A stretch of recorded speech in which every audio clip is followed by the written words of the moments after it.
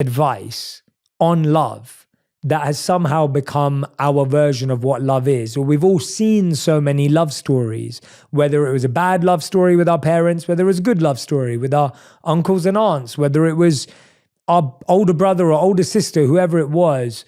Where did your earliest ideas of love come from? And which ones do you still agree with and which ones do you disagree with? I suppose on some level, some of them must have come from my upbringing. You know, my mum talking about, you know, the kind of giddiness that she felt for my dad when they first met, and, you know, the attraction. I'm sure so much of it was songs and movies. I suppose the thing that I think about now is like what I value today is different, I think, than what I might have valued at 21. I still, you know, I very much value attraction and chemistry because I think it's going to be a long road if you're in a relationship that doesn't have those things. But the things that became kind of non-negotiables for me changed, like finding someone who brings me peace and being in a relationship that felt peaceful. That was something that made its entrance later in my life. And I paid the price for it not making its entrance sooner. I was in multiple relationships that really robbed me of my peace. And so I think that probably early on, I wasn't seeking peace. I was seeking just the ride, the experience of feeling these incredible feelings for somebody, and also perhaps being heroic to that person. I think that was probably an early idea that, there had to be something heroic about the way that I showed up or presented myself. I can relate to that. And I think that for a long time that prevented me from ever really being seen. If you'd have asked me at 25, are you vulnerable? I would have been like, yeah. I wouldn't have said no.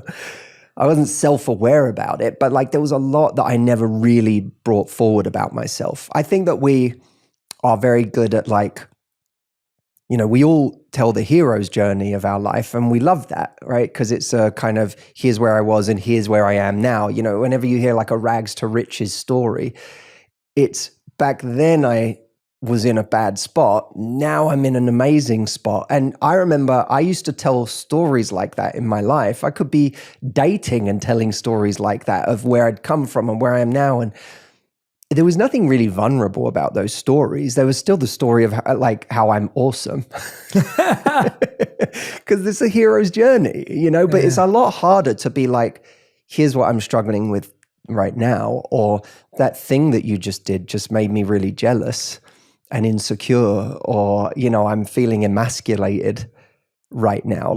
Those things, my God, that, to bring that stuff forward for me was I didn't realize how hard it was and how terrified I must have been of doing that, and how deeply unworthy I felt to be able to really show someone who I was and still feel like I'd be loved afterwards. Mm-hmm. I'd get a vulnerability hangover at the end of, and by the way, sometimes it did backfire. I remember, when I was trying on the whole vulnerability thing, I remember saying to someone about a moment in an evening that had made me insecure. I remember talking about, I didn't want to, but I could tell I was being passive aggressive and cold, and the walls had gone up.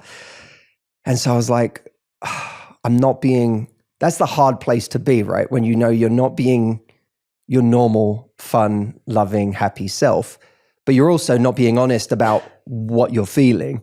So you're just in this weird no man's land of being unpleasant to be around. And I realized this, I can't hide how I'm feeling right now. And instead of gaslighting this person that I'm fine and I'm not, let me just share something that made me insecure. And it really backfired. Like this person said to me, I find that, this is the literal words that were said to me, was I find that really unattractive. And it crushed me because I thought, I was like, in my head, I was like, I'm never doing that again. I remember living with my friend at the time and I walked to his room and I was like, I can't believe what just happened. Like, I'm such an idiot. And I didn't say, wow, that was really lacking in compassion from her side. That was like the depths of my own like lack of compassion, self-compassion, was that instead of saying, wow, that was a really, that was kind of a mean and response lacking compassion. Instead, I went, I'm such an idiot. I can't believe I said that out loud. Like, why did I reveal that weakness? And it took me a little while to recover from that because it reinforced, that was the dangerous part, is it reinforced this idea that I needed to be heroic at all times and not to have those weaknesses, and that it was, those parts of me were contemptible if people knew about them. That's powerful. So that was a big thing for me, I think, thinking I had to be a hero all the time and not realizing that a real relationship is so much more interesting than that. Wow, man, so powerful. So many things to unpack. One of the things I want to start with is, what is the difference between a peaceful relationship and a boring relationship? Oh, Because I think that... Great question. That's a great question. Because I think a lot of people think of peaceful as boring when we're not emotionally mature. So I can relate to what you're saying, where you actually want a relationship that's kind of like chaotic and up and down and passionate, and then we love each other, we hate each other, you know, there's that kind of energy, there's something. And we kind of do that in a lot of our lives. And by the way, we do that even in marriage and relationships, where we can often invent drama because it's too peaceful. And I've had friends who've reached out to me and said, Jay, I keep creating drama in my life because that's what I'm used to. And I don't know what to do with this guy or this girl because they're actually peaceful. So people are scared that peaceful means boring, but you've just said you like a peaceful relationship. I know you're not a boring guy. So what's the difference? So when you was just saying that, I thought to myself, there are days where I'm on time for something and I will kind of go and do one more thing before the meeting that makes me late. So that I have to like make a game of getting in the car and like finding a way to like, how can I still like, the GPS says I'm going to be there in that 2 minutes before, but I'll make like shaving off a minute. Like, I was on time. Yeah. Why did I do the one more? Nothing was going to go wrong if I didn't do that one more thing. Yeah. Why did I do one more thing that made me late? And I had to realize at a certain point that was like my nervous system. I grew up around, like, my dad was always late for everything. I learned that from him. I used to hate it, by the way, but like I had also then adopted it. I'm not that way anymore in my life, but like I realized like I have an addiction to this feeling, this like mini drama of, am I going to get there on time? Which creates this little mini drama in my day for like 10 minutes. It's like an adrenaline rush. I'm like, and it's a horrible feeling, really. It doesn't feel good. It feels like stressful and anxiety inducing. And now I'm going to come across as rude and disrespectful with someone's time. And I'm like stressed. But it's like my body is used to that. I'm not used to like getting somewhere on time and like have 10 minutes to just chill. And like, that's a new feeling that can feel boring. So in terms of a relation, I think we do it everywhere in our lives. In terms of a relationship, I knew when I met my wife, Audrey, that I had found peace that wasn't by any means boring because I felt at home. I didn't just feel safe. We can feel safe and very bored, right? We can feel like I'm with someone who is very non-threatening. I feel like this person's not going to leave me. I feel like I'm very safe in this situation, but I don't really this doesn't feel like my person. I just feel safe. And when you haven't felt safe for a long time, sometimes that's a very lovely feeling on its own, just to feel like I'm no longer in a abusive relationship, or I'm no longer in a relationship with someone that makes me second guess myself all the time, or feels like they're going to leave me at any moment. But eventually we will get bored in a situation where the only thing that's presenting as a positive thing is the safety we feel. But in this relationship, I felt at home. And I felt like I felt more seen than I'd ever felt before. I really was astonished to the extent to which this person got me, and that we seemed to get each other. And, the first night we met, we spoke for 8 hours straight, literally. Like, everyone else was like partying and doing that. And we talked for 8 hours the first night we met.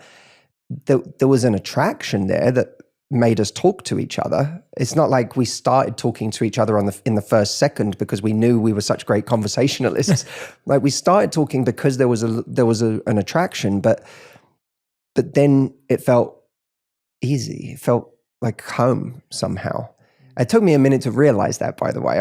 This wasn't a love at first sight story of like, and then everything was smooth sailing, but it took me a while to realize, oh, this feels like home. I'm more of myself around this person.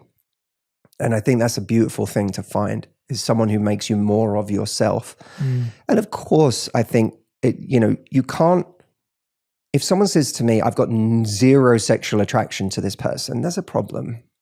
That's a genuine problem. You have to have some form of attraction to the person you're with. Now, by the way, does it need to be the greatest attraction you've ever felt for anyone in your life? That trips a lot of people up, because I always say, don't comparison shop for chemistry. It's one of the things I talk about in the book, because I think we're always comparing whatever is in front of us with the peak of our chemistry that we've had with someone that we can't seem to get over.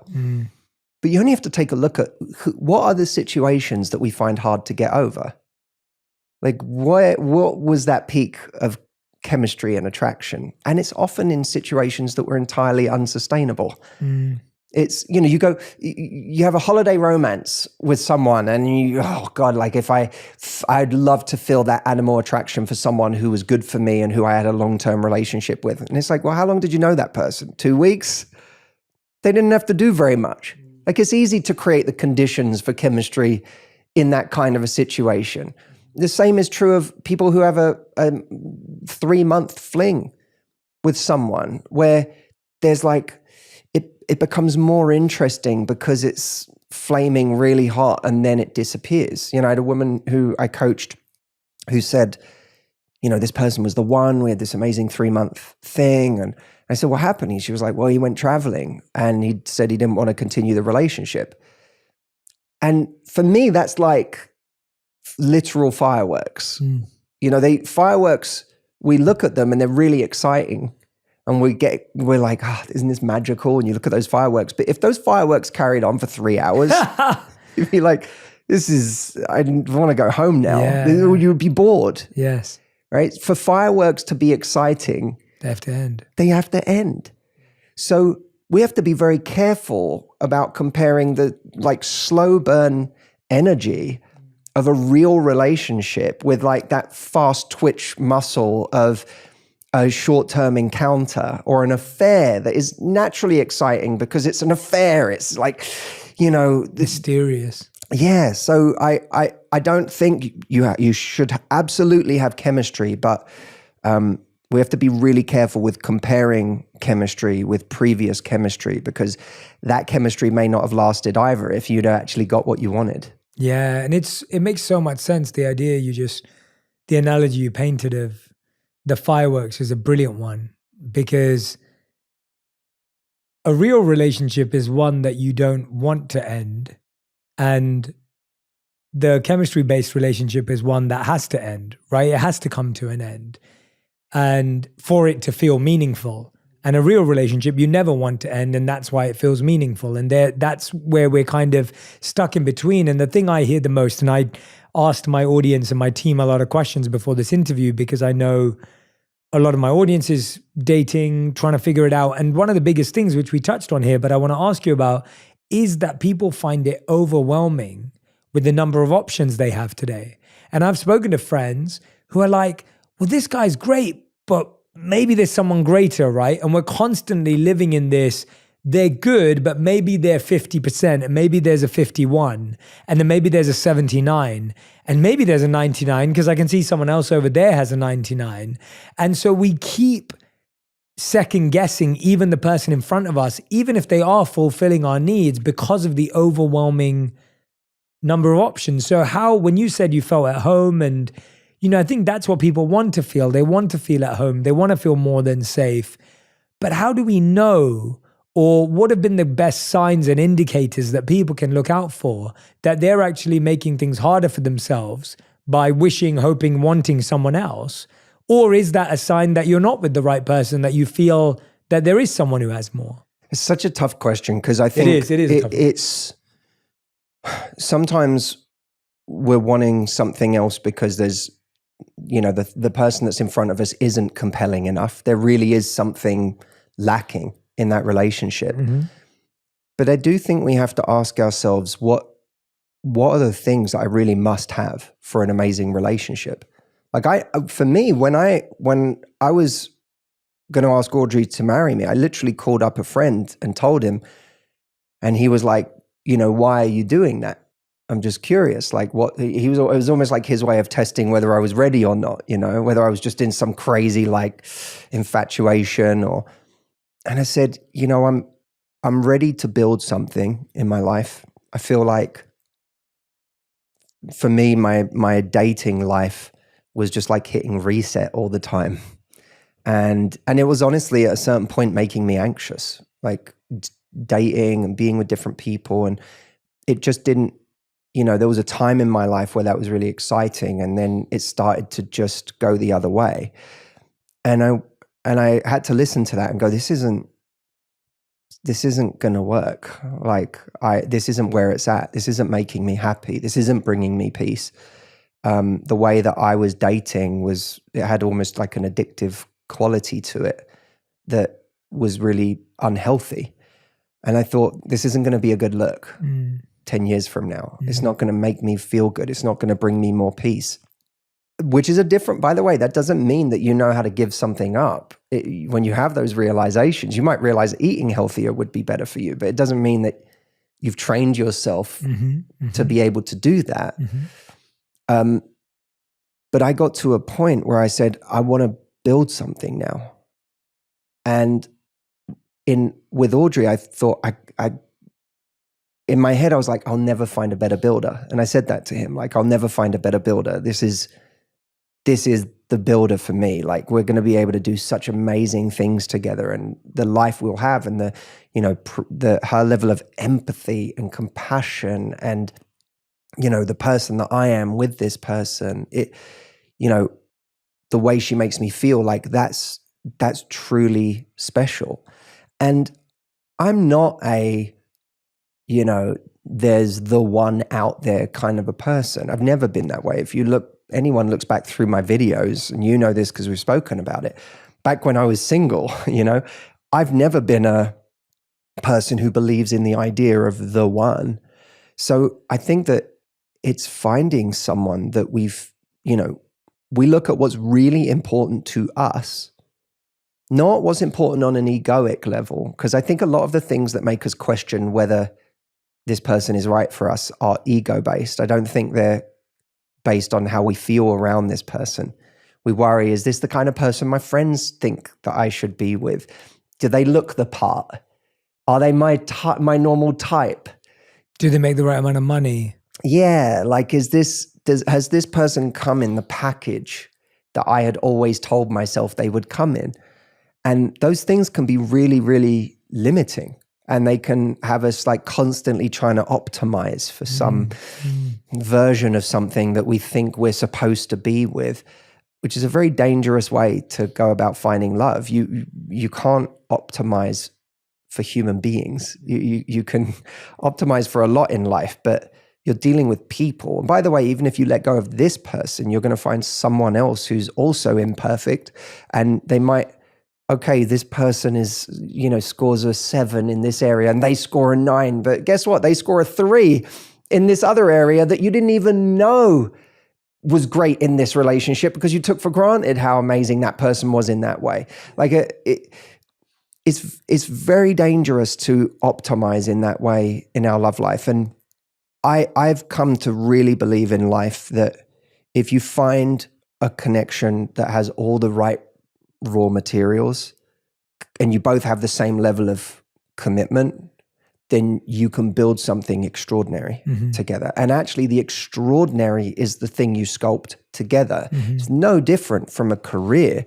Neither you nor I started by doing our dream version of this. It's evolved and evolved and evolved and evolved. And every year you sculpt it a little closer to your ideal way of doing it all. And along the way, you do a lot of things that you don't necessarily, you're like, oh my God, I couldn't do this for a lifetime. And this part I thought I would enjoy and I didn't enjoy it nearly as much as I thought I would. I'm going to stop doing that. And you sculpt it. Like dream careers are sculpted. They're not found. And I think that that's true of relationships as well. Like I'm more grateful for my relationship with Audrey the more time goes on. Yes. Because we keep sculpting it into something that's better and better. What that requires, which is really hard for a lot of us, myself included for many years, and this was one of the things that I think really hurt me, was I got myself into an incredibly indecisive state where I was constantly second guessing myself. And when we think of what are we worried about in our love life, for so many of us, it's that we're going to settle. Yes. I'm going to settle for the wrong person. Well, I think we can actually start to reclaim the language of settling and make it into a very positive thing. That what if it wasn't settling for? What if you decided to settle on? Because when you settle on someone, there's a power to that. It's like you resolve to say, I'm going to settle on this. It's like people crossing a country when a country is, it's like people crossing America and deciding when to stop. At what point did the early settlers say, this is good enough, I don't need to keep going, like I've found an amazing place. And when you find that place, you go, I could live here. Then you settle on it. And it's only by settling on it that you can make it great. It's only by putting your attention on it like a laser that you can see what it becomes. And I don't think that I ever really settled on anything in my love life in a way that gave it a chance to see what it could really become. And in this situation, I really gave myself that chance by saying, I'm gonna go all in on this. Yeah. But she was smart because she also saw that Audrey is ridiculously perceptive and in tune with people. And she saw in me early on, like, oh, this is a pattern for him. And that doubt and that, what do I want? Is this right? And she saw that early on. And one of the things that she did was she called me out firstly, and she was like, look, if I'm willing to like really see what this could be, and you don't seem to be in that place where you're like actually going all in and seeing what it could be. She said, so I don't want to continue if you're not going all in, because I'm not like, I'm not here for half of someone's energy. And the way she phrased it was amazing, because she said to me, look, that doesn't mean like 6 months from now we could break up. Yeah. You might decide this is wrong for you. I might decide it's wrong for me. And no one's the villain if that happens. But if you're not willing to go all in right now to at least see what it could be and give it your real effort, then this has to end here for me. And what was amazing about that is that it lowered the stakes for me, especially when she said, because I felt like, in the past I had hurt, well, I didn't feel like I had hurt people. And I had been the villain, and I was like, I can't do this anymore, because I also suffer from ridiculous guilt. So I was like, I can't do this again. I was like avoidant, because I was like, I don't want to get close enough to anyone to hurt someone. If I hurt someone, I'm going to feel sick, and that's going to haunt me. And then, you know, I'm just making myself miserable and them. And so I had all this like stuff. And when she was like, you're not, if 6 months from now you decide this isn't for you, that's okay. You're allowed to do that. That lowered the stakes for me. But by also demanding as a standard, and that's what so much of this book is about, how to raise your standards and what that looks like in practice. Because I think the reason so many people never reach the point of real relationship is because they don't have standards for what they expect and how to communicate and know how to communicate those standards. But because she had a standard that she lowered the stakes, but she also had a high standard that said, this is the price of entry for continuing. That like allowed me to fully invest. Yes. And when I fully invested, that thing started to actually realize its potential, and we got to see what it actually was when I was showing up fully and she was showing up fully.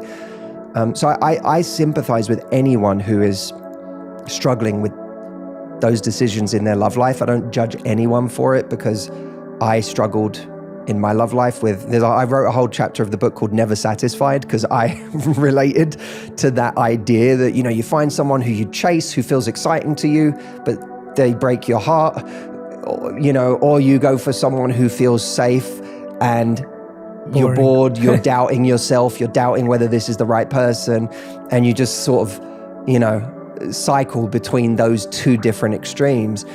And it became not just a goal for me to help other people, it became a goal for myself to go, I need to figure out how to be happy here, because otherwise I'm going to constantly oscillate between feeling suffering because I'm chasing someone who doesn't want me, or being with someone where I feel like I'm not fully there, and that's not fair to them, and it's not fair to myself. Like, I need to figure out a way to be happy here. So much of this book is about finding that peace and that happiness that I feel really, really lucky to have been able to find in my own life, because you know, I wrote this book single, heartbroken, then dating, then, you know, falling in love. And then the last edit I did, you know, for 2 days on my honeymoon.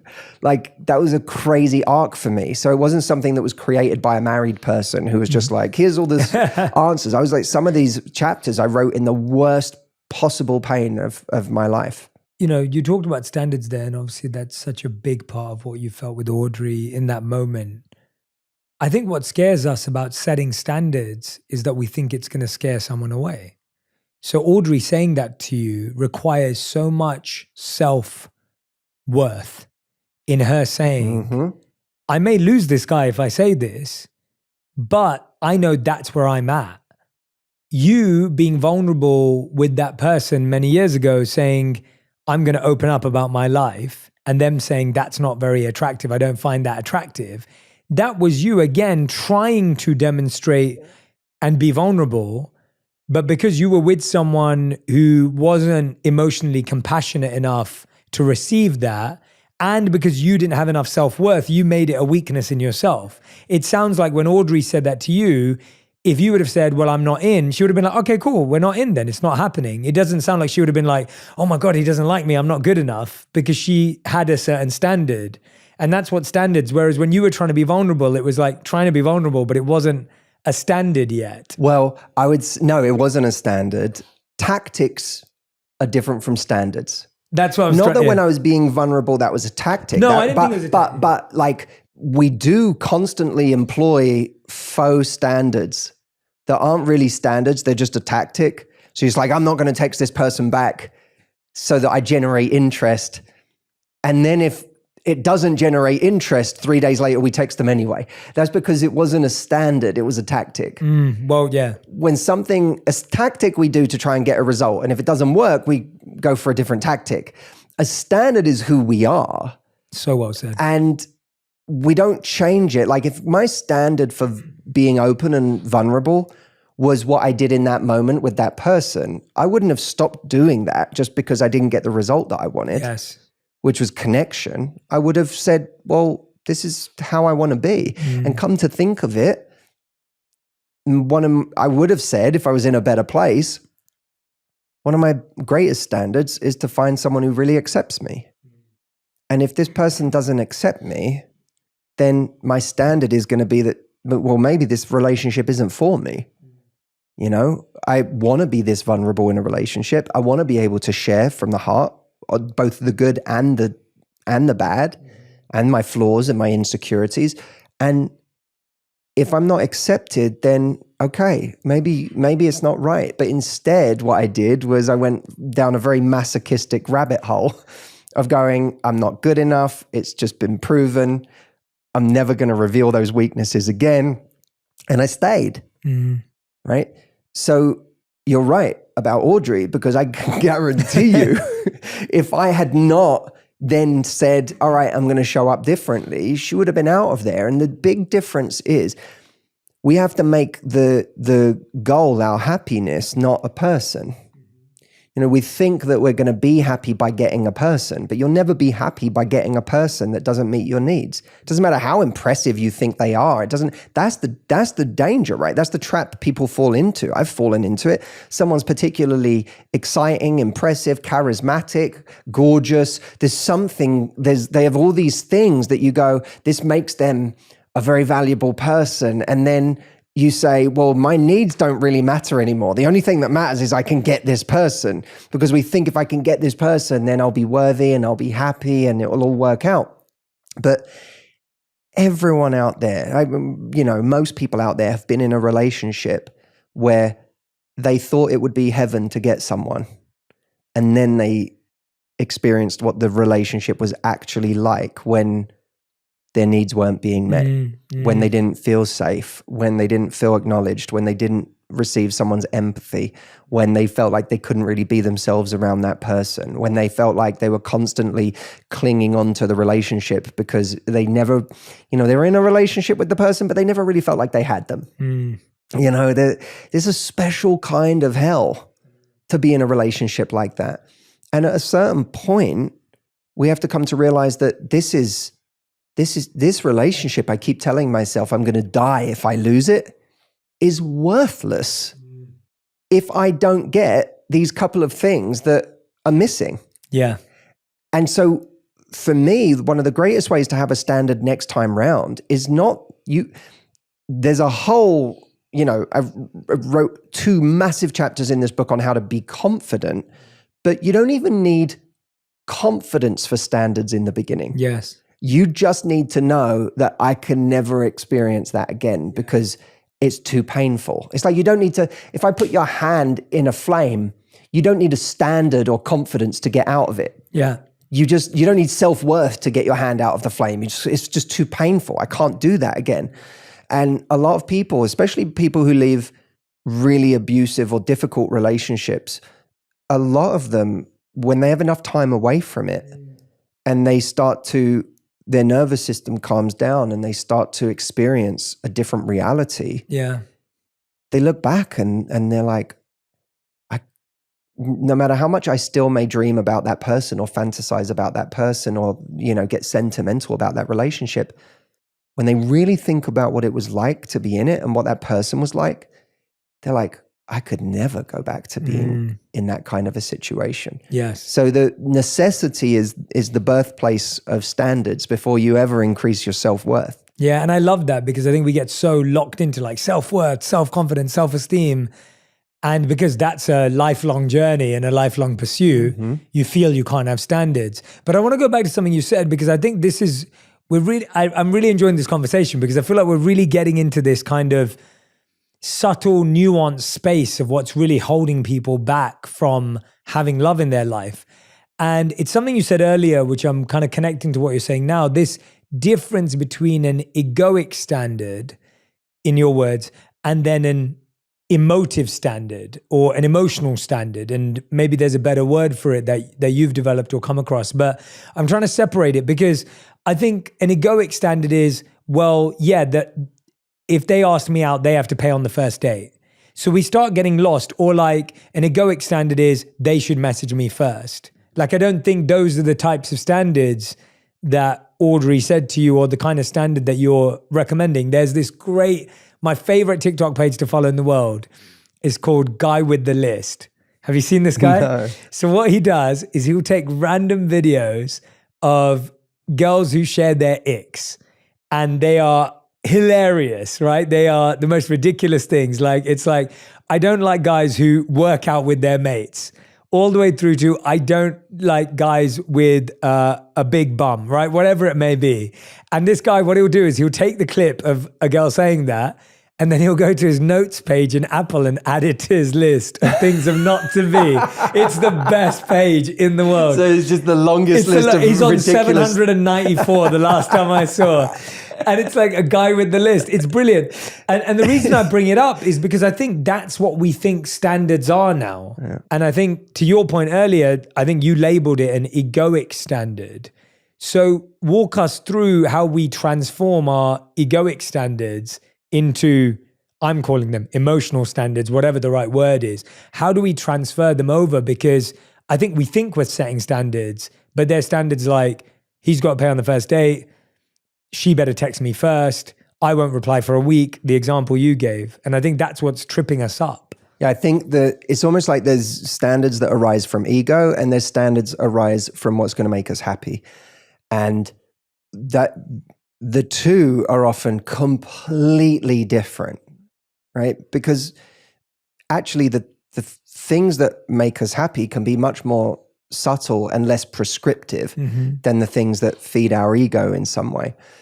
There's 2 points I want to make about this. Please. The first one is in relation to the kind of inherent judgment that is in so many of those icks and so many of those things. I would never want someone who's like this. I would never want someone who does that.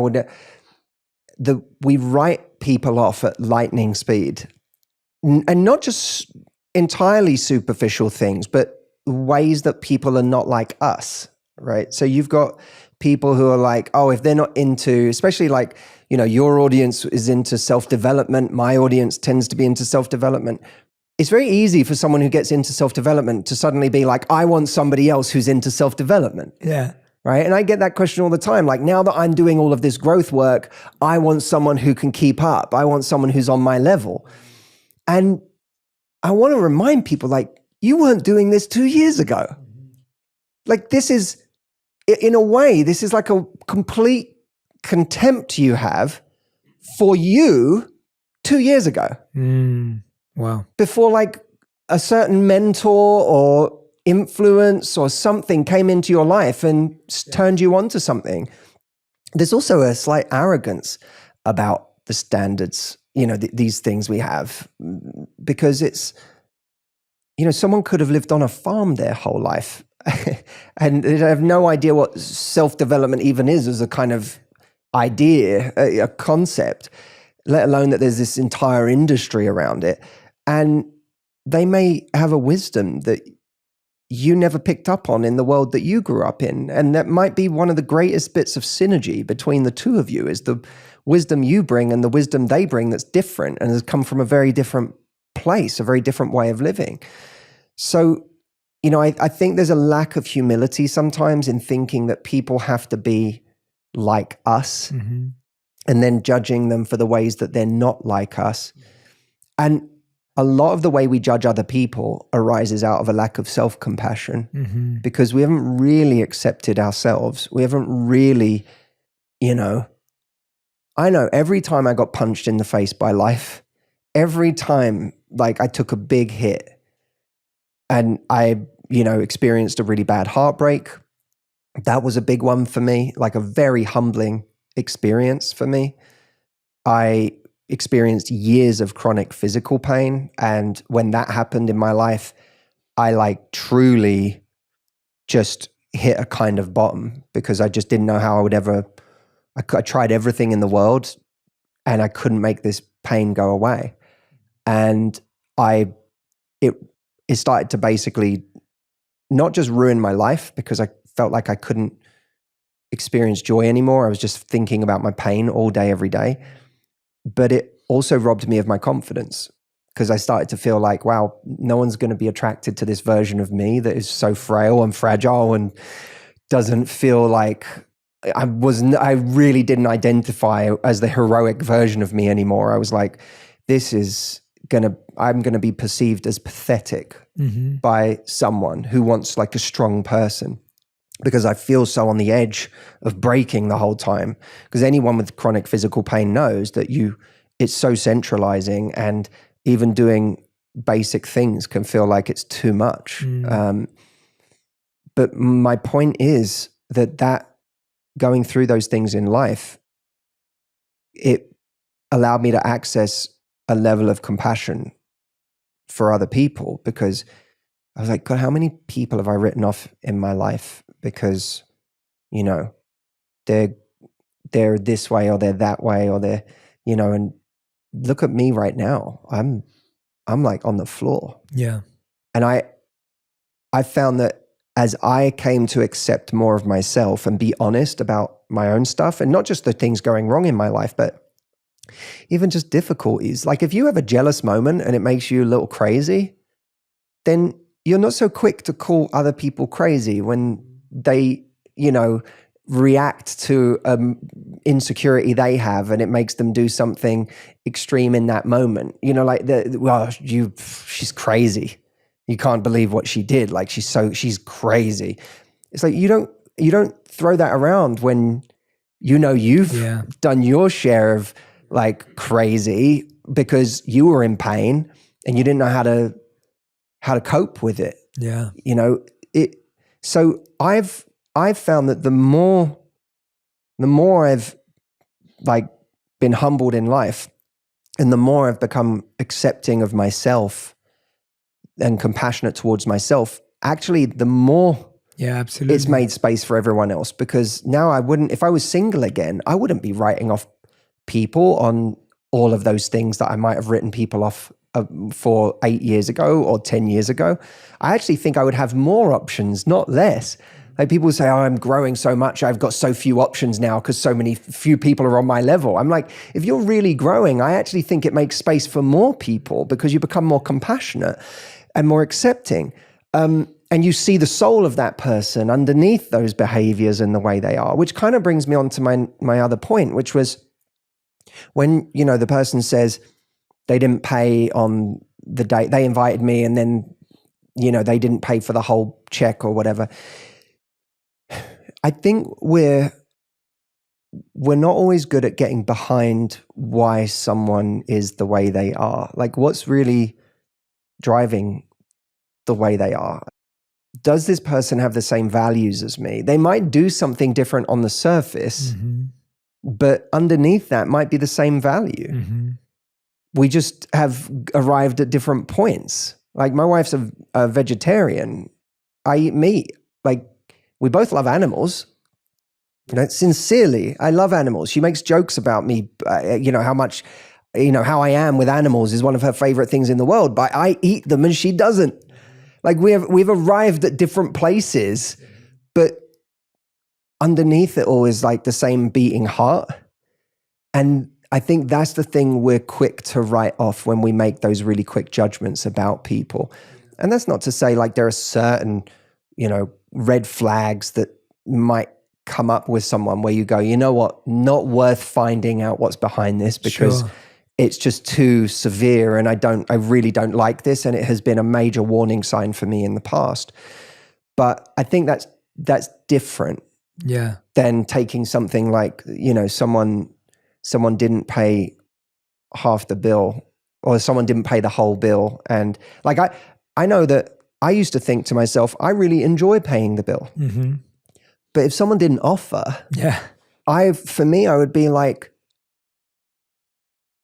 and this is even my judgment, right? Because that, for them, it might just be conditioning, and it might be, there were times where I even spoke up about it, where I found myself paying constantly, and I got brave enough to say, hey, it makes me feel kind of taken for granted that you don't ever offer to pay. I've been in situations like that in the past. And sometimes if you said that to someone, they'd be like, oh my God, I feel awful. Like they're so embarrassed. And they're like, they will then feel shame about it and be like, God, look at themselves and they're like, oh, I slipped into a pattern there that I don't like, especially if I express that it's not that I don't like paying, it's that I don't feel like we're a team. Yes. That might make someone go, well, I value being part of a team as well.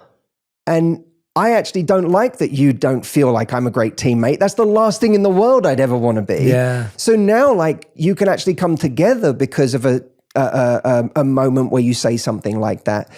But I know if I was on a date when I was single and someone didn't even offer, and by the way, I would still pay. Yeah. I still wouldn't let them. Yeah. But if someone didn't offer, there would be a little piece of me that would be like, that doesn't feel like teamwork. Yeah. And maybe fine if someone invites you on a date and they let you pay half. Okay, maybe you say, I didn't love that. Yeah. But maybe you see, like maybe that needs to play out once or twice more before you decide everything that means about the person.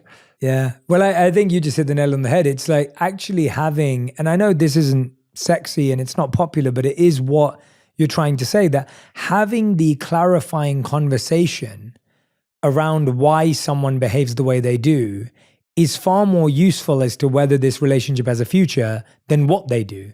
So the fact that you're paying or someone's not paying actually doesn't show anything unless you had a conversation about why that's the case. And actually how they deal with that conversation and how they respond to it is going to give you all the notes you need as to whether this relationship has a future or not. Because what ends up happening, that's with a very tangible thing with paying. There could be something that person does that annoys you and you let it go for the first month. You let it go for the first 3 months. Now you move in and it triggers you and you're like, God, can you just stop doing that? You've been doing it for 9 months now. And they're like, well, wait a minute. Why didn't you just tell me that? And it's like, well, if we actually talked about it on month 1, I know Radhi and I have had so many conversations like that. And it is true that as you spend more time together, A, you discover more things you disagree on, and B, you discover more things you're grateful for. They're both happening at the same time. And the disagreement doesn't turn into a disconnect because you have the skills to say, I know how this person deals with challenging conversations because we've had them for so long. We're not waiting for 3 years to have our first challenging conversation because we've already had them about less important things. And now that we're growing up together, like, I think a lot of people aren't having the early conversations. So when it comes to like, how do we want to raise kids? Where do we want to live? What do we want to, all these are harder conversations if you haven't talked about who should pay for the bill, because these are much more bigger, emotional, conditioned decisions where people have far more stuff to pull from as to how they make it. There's so much to say about all of that. Go on, yeah, go. You're absolutely right. And Christopher Hitchens used to say it's more important how someone thinks than what they think. And I think that when we're being too judgmental or assumptive, we don't necessarily learn how someone thinks, we learn what they think. And then we discard them based on what they think or what they do. You're absolutely right that by having the conversation, you see how they deal with the conversation itself, which should, by the way, for anyone wanting a serious relationship, that should be like one of your baseline needs, is that I need someone who is willing to have real conversations with me where we can acknowledge things, because someone who can't acknowledge things can't grow, right? It's like one of the key features of narcissism is the inability to admit wrongdoing. And that breeds incompetence, by the way, because if you can't admit wrongdoing and take ownership, you can't get better at something. So, whether you're dealing with narcissism or just someone who can't see themselves clearly or can't acknowledge the way you feel or the way something they've done has made you feel, if you're in that situation, it's gonna be a rough relationship. So how soon do you want to find out the way the two of you engage on that level? But it's also engaging on that level is a form. This is, I think, what we forget is that. Well, let me make 2 points about this. I wrote an entire chapter in this book on hard conversations, not just because we tend to avoid them at all costs, because we don't like them. Like it's like, in Fight Club where he says like most men will do anything to avoid a fight. Like it's like most people will do anything to avoid a hard conversation because we just hate. It's awkward. It's embarrassing. Many of us grew up not being good at confrontation or not being taught how to have healthy confrontation. And so we avoid it. And we hold on to it. And we're afraid what will happen if we speak up about our needs. I know that one thing I did a disservice to people that I had in my love life in previous times of my life, because the times where I might have really needed some time to myself, I didn't express it. And then by not expressing it, because I was afraid, I then became like resentful and avoidant and started to push that person away because I had just decided my needs couldn't be met in this relationship without giving them a chance to even see that part of me and show up for me in that way. So we do that all the way to the beginning of dating. You know, we do that when we see, you know, that I joke in the book about red flags, because I'm like, if we listen to every single piece of advice on the internet about what's a red flag, not only would everyone be undateable, so would we. Yes. Right? Like I'd be excluded from the dating pool because I for sure have some of those red flags or have had at some point in my life. So, you know, and that's, I don't want to be hypocritical. I've been a contributor to the advice on red flags, but like when you start adding them all up, you're like, oh my God, is there any room for mistakes? Is there any room for someone to do something that, you know, isn't them on their best day?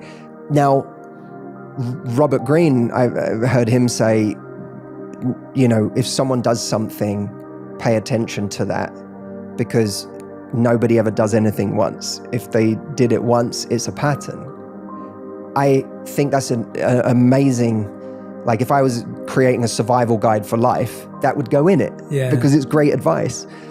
But I also know that there's things I've done in my life or my relationship that I did once, especially after a hard conversation I felt bad about and decided I don't want to be that person, or I don't want to do that again. So we do want to reserve some space in life for the fact that we can learn, we can adapt, we can progress. What I know for sure is that people don't progress without the hard conversations. What we ignore, we tacitly approve.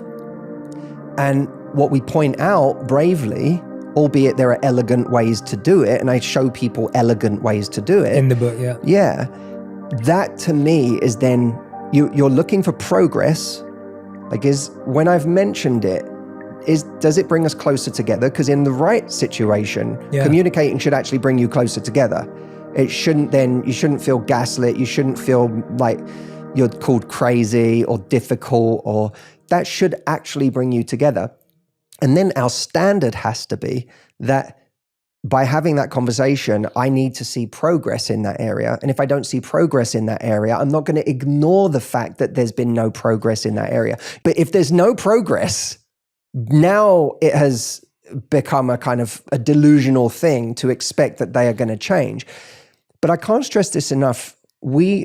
In our love lives today, everyone is really, really good at, and rightly so, this is what they're talking about is real, but we're really good at complaining about what dating is like today and how hard it is. For sure. And it is. Like, it is hard. Finding love is hard. It is the Wild West. There is so much bad behavior. There's so many ways to there's just so many ways for it to be bad. And unfortunately for us, our love life is an area we can influence, but we can't control it to the level of precision that we can other areas of our lives. If we want to lose weight, we can eat better and we can work out, and our body will change. May not get to our perfect weight, but it will change reliably. In your love life, you can go on a date every day for the next year and still not find love. Or you can find love and 6 months later, that person cheats on you and leaves you and you're back to square one. It's a maddening area in many ways because we deeply want to find love. It is one of the most human of desires is to find love, and it panics us. At first, it frustrates us and it makes us angry, but at some point, for many people, it panics them because they're worried, I'm never going to meet anyone. We can't just decide I'm going to find love in the next 3 months and make it happen. But what we have to start taking ownership of, and where we have to start taking our power back, is that you can go into your dating life from a place of leadership. And so many people, I think, go in with a state of following, like, what's the level right now of people's effort? What's the level of men's chivalry? What's the level of whether people pick up the phone or not instead of relentlessly texting? What's the level of communication between dates, or the what I can expect from someone in terms of assurances that we're just seeing each other? Like, there's all this rhetoric about where things are and people don't try anymore and no one wants to commit and so on. But if you're not careful, you can get into a really passive state about all of that. Yeah. Mitch Albom said, if you don't like the culture, you have to be brave enough to create your own. I love that. And by the way, that's what we do in business, right? That's what you've done in your business, is that you've created a culture that you love, that is right for you. And that's what you know, in the most positive way, infect your team with, is that beautiful culture and that amazing way that you see the world and the way that you do things. And it makes your organization unlike any other in the world. It's got your thumbprint on it. That's the beauty, in a way, of starting a business, is that you get to do it your way. And our love life can be the same. We can decide, what's the culture that I want to have? Instead of commenting on culture, what's the culture I want to create in my love life? If someone, if I'm sick of this whole constant texting thing, well, why don't I be the one to leave someone a voice note today? Like, why, if someone's just sent me the 50th text, why don't I send them back when they ask me, how am I doing today? Why don't I just say, maybe it's too scary to call them, but maybe I just leave a voice note and say, hey, how you doing? I thought I'd leave you a voice note. I'm out with my sister right now. We're in IKEA. We're trying to find furniture for this thing. I'll send you a picture because I am dreading getting home and having to actually make this. Tell me about your day. Like, how you doing? Blah, blah, blah. Like, you can inject a different level of energy and enthusiasm or sexiness or flirtatiousness or whatever it may be. A little laugh here that's endearing. You can do all of that in a voice note in a way that when someone listens to it, now it's not just another text on their phone. You're like attacking a different sense. Yeah. And that will increase the level of intimacy, even just by 1%, 2%. And that might just make you, like, that's leadership, because you're not just, we spend so much time mirroring people. Like, I'm going to mirror how what someone else is giving me in this person I'm seeing. But we have to start modeling more. Like, don't get me wrong. If you model behavior that you want to see by being the one who picks up the phone first or leaves the voice note, and then they don't meet you there, then you can say, okay, I'm going to start to mirror their lack of investment. I'm going to start to back off. But you can't just be in a state of mirroring all the time. Like, such a good point. It works on every level, man. I was at my coffee shop this morning, and there's a guy there that really we always have like a really nice 3-minute conversation. And this morning, it never goes further than that. But this morning, as he was going to the coffee bar, he said, "Can I get you a coffee?" Now, I remember in that moment, I thought that was a little moment of vulnerability and leadership that was had the potential to upgrade the relationship. Yeah, do you know what I mean? Yeah. This is just another guy in a coffee shop, but it was oh, we might hear, you offered me a coffee, I say yes, and now our relationship is one where you got me a coffee. Yeah. And now we might sit for 10 minutes. So that's how things move, but they can't move if you're in this fearful protectionist, I don't want to get hurt, I don't want to give more than the other person, that's not a good standard to have. A great standard to have is lead and model the kind of culture you want to see. And if someone doesn't meet you there, that's where the standard comes in. Yes. That's where of course the standard is modeling, but the counter standard, if they don't meet you there, is to say, this isn't someone I'm going to continue modeling that kind of investment for because they're not meeting me there. Yeah, that is, oh man, that is so well put. And I'm so glad that you made that so clear, because I couldn't agree with you more. I feel like we're limiting ourselves so much And we're actually creating what you just ended on there. It's a really powerful point. We're actually creating a culture that even if this relationship lasts, it will be set at the wrong level. So the culture of that relationship now is we sometimes text, we rarely call. And now even if the relationship lasts and we do like each other a little bit, it's never going to change from that. So you're way better off setting the standard and the culture from day one and seeing if it develops and grows. And I find what most people do, and I think we've all experienced this, is for 3 to 6 months, we try and not disrupt the culture. And then 6 months later, we're like, no, but I always wanted this and I thought we were going to get there. And the person's like, no, but this is what we are. And I remember that Radhi, who's the only person I've ever been with since I left the monastery, like it was like, she was the person that I was fully clear with about who I was, what my expectations were, where we were. And thankfully, she was that back too. And we had some really hard conversations early on about some big things that were important to her, not important to me, not important to her. And what I loved was how we talked about those things and how we kind of navigated those things. And it's not that we're perfect and we don't have issues. We have so many challenges. You know, we've been together for 11 years now. There's so many things that have come up over the years that have given us different challenges. But the difference is we set a culture of how to deal with difficult things early on. And I think what I hear time and time again, and I know you hear this probably 10x the amount I hear this, it all comes down to the fact that we want people to like us so bad that we're willing to act unlike ourselves in order for them to like us. Because if they can like a version of us, then that's good enough for us. And so if the version is, I never bother you, I never text, I never call you, we will be that person for you because that makes you like me. We all love to be referred to as that person who's like, oh yeah, they're low maintenance. And we love that label. We're like, yeah, I'm low maintenance. And inside we're like, yeah, I mean, I've got way more needs than this. But guess what? I've set the culture of being low maintenance. Now a year later, they're like, wait a minute, you were low maintenance a year ago. Why are you high maintenance? Yeah, and there's two problems with that. One is that it can actually make it so that someone can't even really read us or our intentions. It's a bit like when someone is like, wants to be cool and indifferent. Well, there's a story I tell in the book of a friend of mine who was dating someone and then went on a trip. And he didn't really reach out to her on that trip. And by the time he got home after a few days, she said to him on the phone, the fact that you were away and you didn't really speak to me made me feel funny. Mm-hmm. Like it made me feel like you may have been sharing your bed with someone else. Mm-hmm. And they hadn't been on this isn't two people who had been dating for 6 months. They'd been on a couple of dates. But that was the moment when he said to me, I think I like this person. Mm.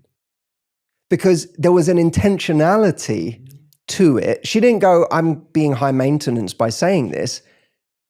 She just communicated what she was feeling. And by doing that, instead of being cool, indifferent girl, like chill, I'm chill. Like, I don't care that you didn't text me while you're away. She went, no.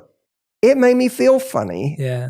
Because the subtext is, it would hurt me to know, like maybe we haven't known each other that long, but it would still make me feel something to know that you'd shared your bed with someone else while you were away. That's a very powerful thing to do, because if he's seeing multiple people in that moment, all of them playing cool, indifferent, whatever, he now sees someone who is actually telegraphing the kind of person she is, that she's a 3-dimensional person with real feelings, and that she wants something more. She is not the kind of person to date if you don't want something more. Mm-hmm. And by the way, even the first time someone gets just a little bit jealous of something can be a moment of intentionality in a relationship. Because the moment you see someone's a little bit, like they convey a little bit of, even if it's playful jealousy, oh, I don't like, that made me feel funny. You're not allowed to text that, but whatever.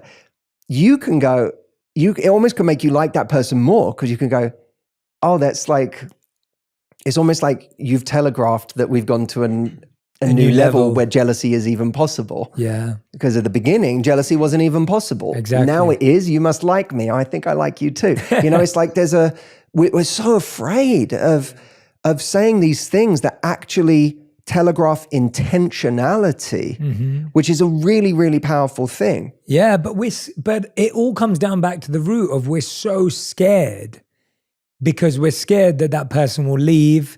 And often they will, because their friends saying to them, oh yeah, man, they're psycho. Oh, they're obsessive, leave, right? And so we don't want these extreme labels. And I think often, so we're scared of looking unattractive. We're scared of being unwanted. We're scared of being rejected, right? That's the reason we don't say any of this, because we're like, if I say that, they're going to think I'm psycho, crazy, obsessed. And I don't want to come across that way. And so I won't say anything until 1 year on, which, by the way, they're going to think the same exact thing when it's a full surprise. So I want to talk to you about that. And then the other idea that I see a lot of that people get stuck on is when they say something, they say it as a demand or a command, where it's like, well, I expect you to do this. And that's where I think it's unhealthy, because I like someone being honest with me, but I also don't want that to be my progress report, because I may have a really good thing to say back. And so if I'm going to say back, if someone said that to me, like, you didn't contact me, I'll be like, yeah, you know what? When I travel, I actually really struggle to stay in touch with anyone because I'm really trying to be present. I'm really trying to immerse. But now that I know that's a value for you, next time I go away, let's talk about how often we can both keep in touch realistically, because I'm also not going to promise I'm going to call you every single day, even if I'm really excited about you, because I'm also going to set my standard back. And I think often people don't want to hear that either. They want to hear someone say, oh, of course, I understand everything you're saying, and I'm going to call you every day when I go away again. And so one side is you're scared of getting fully rejected, and the other side is you're scared of not getting exactly what you want. And I don't think both those expectations are useful, because you might get rejected and you're never going to get exactly what you want in an authentic way. No, and I think that's why if we're the one who wants something, we have to zoom out enough to look at whether this person and what they bring to our life and what this relationship is like holistically is enough for us. Because we may say, I want this person to call me every day, but that may genuinely not be their style, right? They're not someone who enjoys sitting on the phone as much as you do. Yeah. They might pick up the phone and call you every couple of days, but in the meantime, they will text you, or it's like you have to zoom out and go, how much of this relationship, not these moments, whether they call or not, how much of this relationship Correct. meets my needs?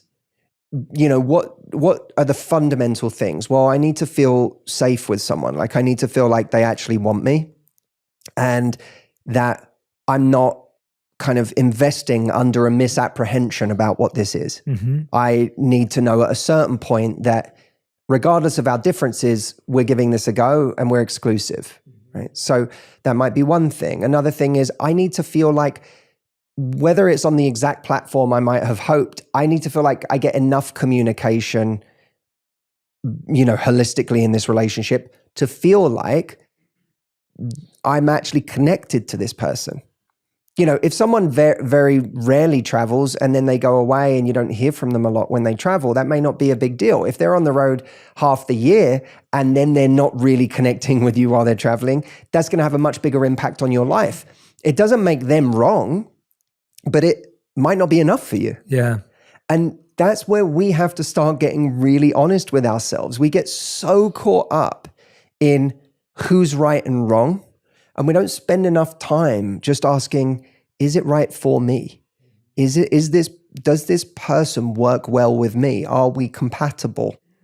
And compatibility is everything. You know, I talk about 4 levels of importance in any relationship or any person, any dynamic you have with a person. The first one is admiration. That's just you admiring someone. It doesn't mean very much. They may not even know you exist. The second one is mutual attraction. That's when you actually know you like each other. The third one is commitment. That's when you don't just like each other, but you're actually saying yes to the relationship. And the fourth one is compatibility, because actually love isn't all you need. You need 2 people who actually work well together. You know, is this person, you know, am I good at handling them? And are they good at handling me? Like, I think that's a pretty good barometer of a relationship. I came to That's this. a great one. Yeah, because you're going to come with your stuff. This nonsense of like, we have to come to a relationship fully healed. Who does? No one. Who? Like it's this idea that gets talked about that no one actually does. No one comes to, I'm going to make myself whole and healed and everything before a relationship. Good luck. And by the way, half the people who say that stuff, who have been married 10 years, they weren't that way when they met their partner. Totally. So we find imperfect people, we are damaged vessels that somehow still work. And that's beautiful. And we're trying to find another damaged vessel that we go, oh, I understand the fabric of their challenges and what they struggle with, or at least it makes sense to me when I hear it. And, I have compassion for it and I have empathy for it and I have affection for it even, and vice versa. And so now when we go through our inevitable things, we're just good at handling each other. So it's when we have a standard, we may not end up exactly where we want to be, but the ultimate standard of holistically, are you getting what you need from this relationship? That's a really important question that not enough people ask. And as a result, they suffer in unhappy relationships. Yeah. It's so interesting to get into that kind of, to go beyond that superficial conversation of make a list of what you want and try and find it out. And, that kind of egocentric list that we get. Let's talk a bit about breakups, because I think the challenge is that everyone in their life goes through at least one or two, maybe more, really painful breakups, whether it's infidelity, whether it feels out of the blue. Someone just goes, yep, not working out for me anymore. Whether it's different goals and different plans and priorities that emerge over time. And I think everyone who goes through a breakup blames it on themselves often, thinks that this is the end, there'll never be another person. And it feels like a really dark, dark, dark, empty road and a lonely road. And I think it's really interesting because there's so many, pieces of advice and everything about how to get over a breakup. And I've talked about that as well myself, but I just find that it seems to be a path that you have to walk and have to take. And there's no real acceleration, or there's not, as you said, there's not I'm going to get over this breakup in 3 months, right? There's no timeline or deadline that you can set on it, but it's just uncomfortable. And it's almost like sitting in discomfort. What do we do when we're sitting in that discomfort? Well, when you're in the depths of it, because there's different phases, right? There's certainly a phase of any heartbreak when it's genuine, deep heartbreak, where you are just questioning your existence, where you are I remember having my own heart broken and sitting on this the doorstep of my house with a friend of mine, and just with tears in my eyes saying to him, I just feel like I'm not good enough. That was my deep sense, was that I am not good enough. And if I was good enough, I would have been able to make this work. And that's a horrible place to be. And we have to have compassion for ourselves in those times, because it's brutally difficult. It's a time where we just need love, and we need to celebrate the fact that we got through another day and that I managed to get out of bed today. And, it was a heroic act for me to just get out of bed. We then have to, I always think that all of these moments give us gears that we wouldn't have had otherwise. And the worst pain of my life has given me access to gears that I didn't know I had. And as much as no one wants to hear it when they're in it, those gears turn out to be really valuable. They really do. I mean, we all choose suffering in our lives. We choose to go to the gym. That's choosing suffering. We choose like to write a book. That's choosing a form of suffering. We choose to make a podcast, or we choose to climb a literal mountain, or like we choose pain in our lives regularly because we know that it gives us, there are benefits to be had. I have to argue that the benefit I have gotten from the pain that I didn't choose has been no less valuable than the benefit I've gotten from the pain I did choose. In fact, actually, I think the most valuable pain I've ever had is the pain I didn't choose. And when you realize that, you can kind of almost, I think, look at some of the worst moments of your life as like a menu of pain. And beside the item on the menu is the very specific, unique benefits that can only come from this kind of pain. And you can kind of imagine yourself choosing, like retroactively choosing that pain, which is a very valuable thing to do, because I was told by a psychologist about an experiment on rats where one rat was on a wheel and was just given, like the free rein to just run whenever it wanted to run. There was another rat, this was rat A. Rat B was connected to that wheel. He was on another wheel that was connected to rat A's wheel. And any time rat A chose to run, rat B had to run, right? So both doing the same amount of exercising.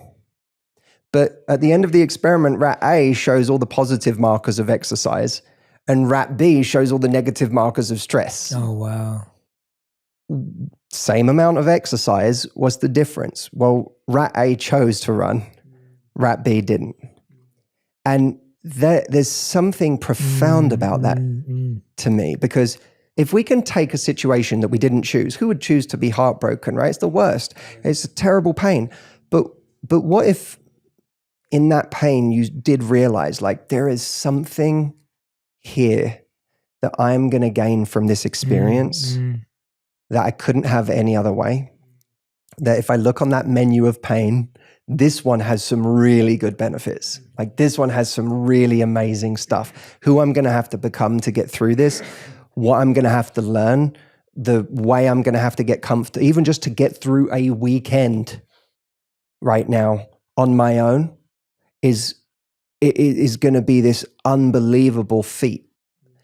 And to get comfortable in my own company and to sit in this pain, and there are such profound benefits from that. What if I did actually look at those benefits and say, they're so powerful that I'm going to choose this pain so that I can experience those benefits? And so you turn yourself from rat B to rat A, and all of a sudden you're not a victim of that pain anymore. You're the beneficiary of these exquisite gifts that you could only get this way. And that's one tool I've used to get through some of the worst pain of my life. And then on a psychological level with heartbreak, what I always remind people is that if anyone who doesn't choose you cannot be for you. If they don't see you, like, what is a relationship? It's someone sees you, they accept you, and they want that. That's the most beautiful part of a relationship. So if someone doesn't see you and accept you and want what they see, then this relationship is missing the most beautiful part of any relationship. It shouldn't even be, it shouldn't be desirable at that stage, because it has failed the fundamental test of what makes a relationship worth having. We're not talking about a person who, in at least the case I feel we're talking about, the person who was taken from us by life. We're talking about a person who's just walking around somewhere, still existing on the planet, but choosing not to be with us. That should lose its romance to us. And to say, well, if that's the other game we play, is if it was a different time in life, if they were a bit older, they would have been ready to commit. If they had been in a different phase where they weren't so busy with their work, they might have had the space to really give to this relationship, but they said their work isn't allowing them to. If it's like we go through all these scenarios where it forces us into this sad love song of right person, wrong time. And that's a really like pernicious story. That's a very dangerous story because it takes what belongs in the realm of science fiction and brings it into our reality. Like when we're thinking about an ex from like 5 years ago, and we're like, I miss them. I don't know what, you don't even know who they are anymore. That was 5 years ago. They're a different person now in many ways. You're a different person now in any way. If you got together now, you'd be getting together as different people. You miss a ghost. The person doesn't exist anymore in the way that you think they do. And when you're saying, oh, if only we met 5 years from now, it would have worked. In what parallel universe? This is science fiction. Like it didn't happen in this universe. So it's like, it is wishing for a parallel universe where everything, all the dominoes unfolded in a different way. It's not this universe. So we have to get out of this mindset because it gets us bought into a science fiction story that doesn't really exist. I don't believe in the right person at the wrong time. It's the right person is right in their personality. They're ready. And their life is compatible with yours. If you're missing one of those three things, then it's not the right person. The right person has to be more than someone who you have a great time with and you like who they are and have great conversation and great intimacy. That's not the only criteria for someone who's right. So we have to stop telling ourselves the story that someone who, broke up with us or it was bad timing or whatever is the right person for us. That is just a story. It is not reality. The right person is the person it happens with. Matthew Hussey, book's called Love Life. That hit right there, man. That resonated so deeply. If you haven't already gone and